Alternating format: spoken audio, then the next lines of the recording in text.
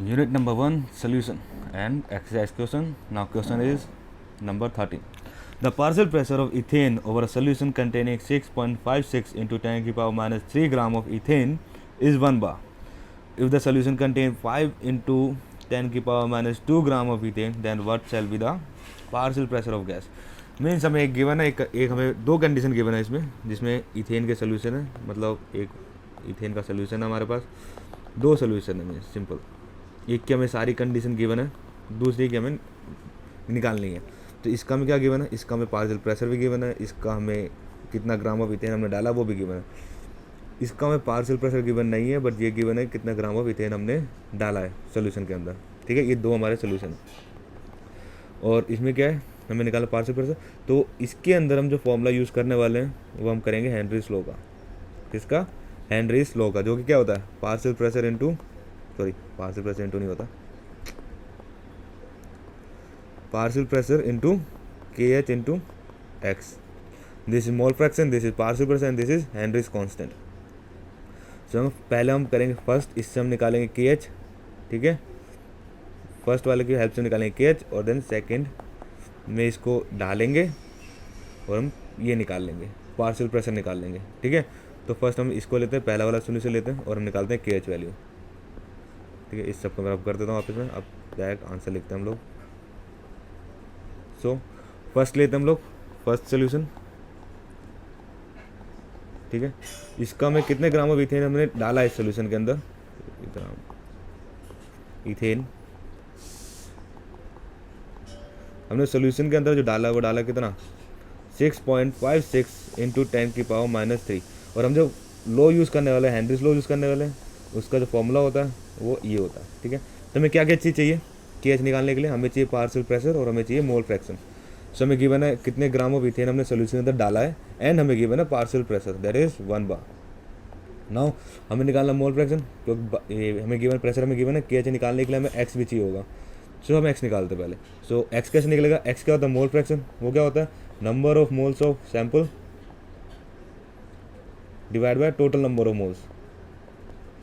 हम जो यहाँ पे सोल्यूशन बनाते हैं वो होता है हमारा बाइनरी सोल्यूशन, मीन्स उसके अंदर एक सोल्यूट होगा और एक सॉल्वेंट होगा, उससे ज़्यादा और कुछ नहीं होगा। ठीक है, तो टोटल की स्पेलिंग करता है, लिख लेना TOTAL, total number of moles.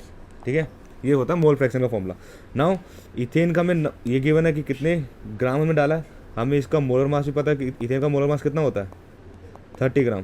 कैसे निकालेंगे, सिंपल, इथेन का फॉर्मूला क्या होता है, C2H6, C2 means 12 into 2 plus 1 into 6, कितना होगा 24, 24 प्लस 6 दैट इज 30 ग्राम,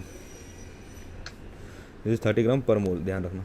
ठीक है, नाउ नंबर ऑफ मोल्स निकालेंगे, तो क्या होता है गिवन मास, या हम कल जितना मास हमने डाला है सोल्यूशन के अंदर या हमने यूज़ किया है किसी भी रिएक्शन के अंदर, वो ऊपर आता है given mass divide by molar mass, that is 30 ग्राम पर मोल। इसे सॉल्व करेंगे तो हमारा आंसर आएगा कितना,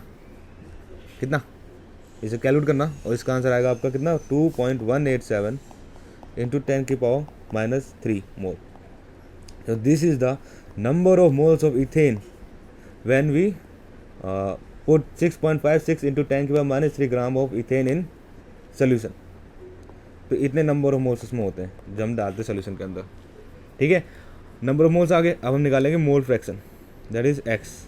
ठीक है, मोल फ्रैक्शन में क्या बोला, number of moles of sample, तो दैट इज 2.187 इंटू 10 की power minus 3 divide by total number of moles of solutions. तो एक था 2.187 इंटू 10 की पावर माइनस 3 प्लस नाउ इस सोल्यूशन किसका बोला मैंने, एक हमारा इथेन होगा। ठीक है, सेकंड एक और चीज़ होगी जो कि सॉल्वेंट होगा। हम लेट कर लेते हैं number of moles of solvent is x, ये मैंने एक्स भी लेट किया है, ये आपको बाद में पता चल जाएगा क्योंकि हम ये कट डाउन हो जाएगा आगे जब हम इसका किसका निकालेंगे, जब सेकंड सोल्यूशन निकालेंगे तो एक्स कट जाएगा, उसमें भी एक्स आएगा।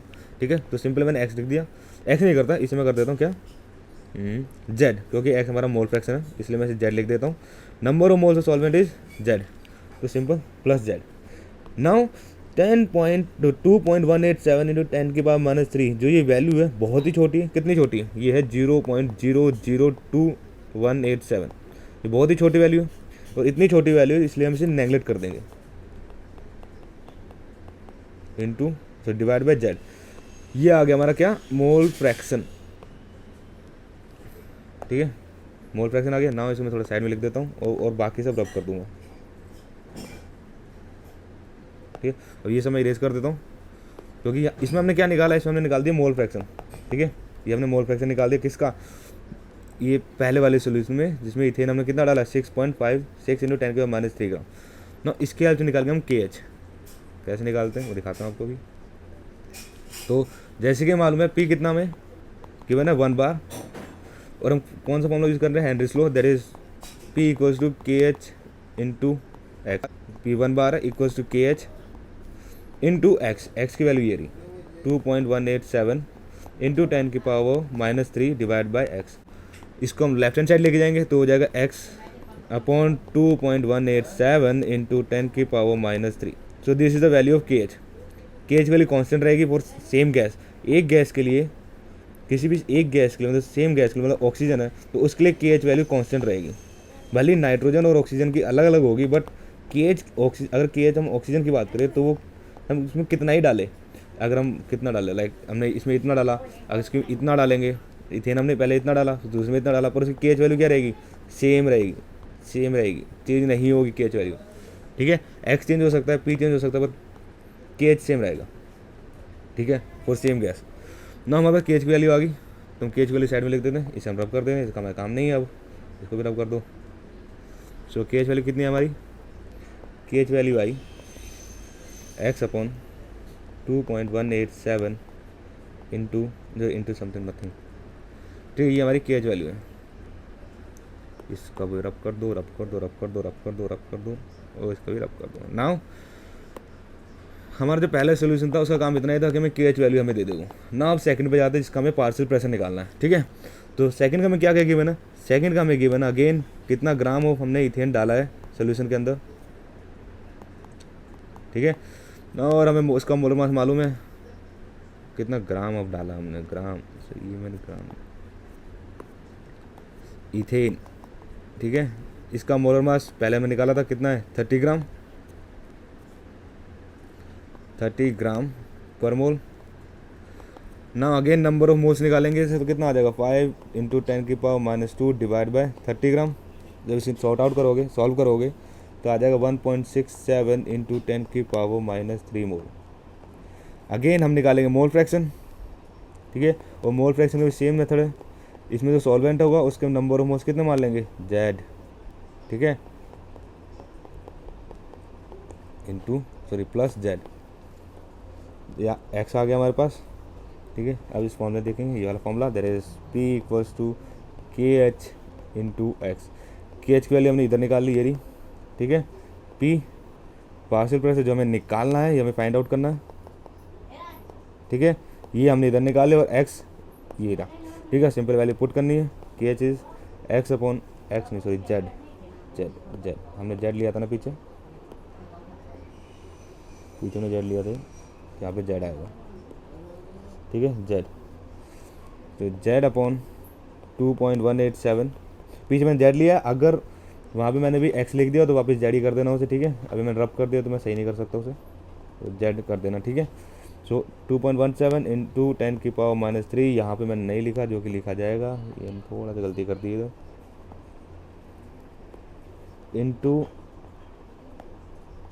10⁻³, ठीक है। ये आएगा पूरा KH वैल्यू, देखिए ना पीछे थोड़ी सी गड़बड़ है, ये आएगी वैल्यू, इंटू मोल फ्रैक्शन जो हमने इधर निकाला है 1.67 इंटू 10⁻³ डिवाइड बाय 1.67 इंटू 10⁻³ नहीं है, 2 है,